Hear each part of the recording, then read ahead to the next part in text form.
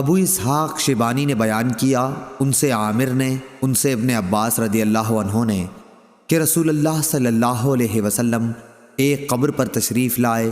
صحابہ نے عرض کیا کہ اس میت کو گزشتہ رات میں دفن کیا گیا ہے، صاحب قبر مرد تھا یا عورت تھی؟ ابن عباس رضی اللہ عنہ نے کہا کہ پھر ہم نے آپ صلی اللہ علیہ وسلم کے پیچھے صف بندی کی اور آپ صلی اللہ علیہ وسلم نے نماز جنازہ پڑھائی۔ صحیح بخاری حدیث نمبر 1326۔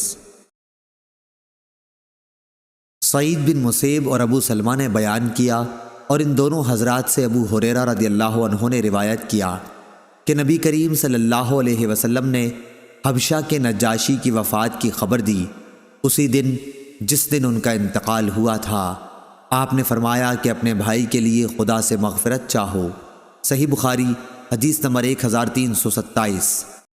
اور ابن شہاب سے یوں بھی روایت ہے، انہوں نے کہا کہ مجھ سے سعید بن مسیب نے بیان کیا کہ ابو ہریرہ رضی اللہ عنہ نے فرمایا کہ نبی کریم صلی اللہ علیہ وسلم نے عیدگاہ میں صف بندی کرائی، پھر نماز جنازہ کی 4 تکبیریں کہیں۔ صحیح بخاری حدیث نمبر 1328۔ ابو زمرہ نے بیان کیا، انہوں نے کہا کہ ہم سے موسیٰ بن عقبہ نے بیان کیا، ان سے نافع نے اور ان سے عبداللہ بن عمر رضی اللہ عنہ نے کہ یہود نبی کریم صلی اللہ علیہ وسلم کے حضور میں اپنے ہم مذہب ایک مرد اور عورت کا جنہوں نے زنا کیا تھا مقدمہ لے کر آئے۔ حضور صلی اللہ علیہ وسلم کے حکم سے مسجد کے نزدیک نماز جنازہ پڑھنے کی جگہ کے پاس انہیں سنگسار کر دیا گیا۔ صحیح بخاری حدیث نمبر 1329۔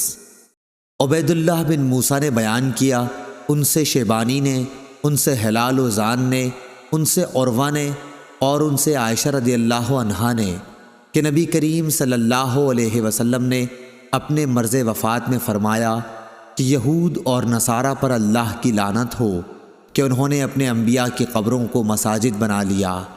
حضرت عائشہ نے کہا کہ اگر ایسا ڈر نہ ہوتا تو آپ کی قبر کھلی رہتی اور حجرے میں نہ ہوتی، کیونکہ مجھے ڈر اس کا ہے کہ کہیں آپ کی قبر بھی مسجد نہ بنا لی جائے۔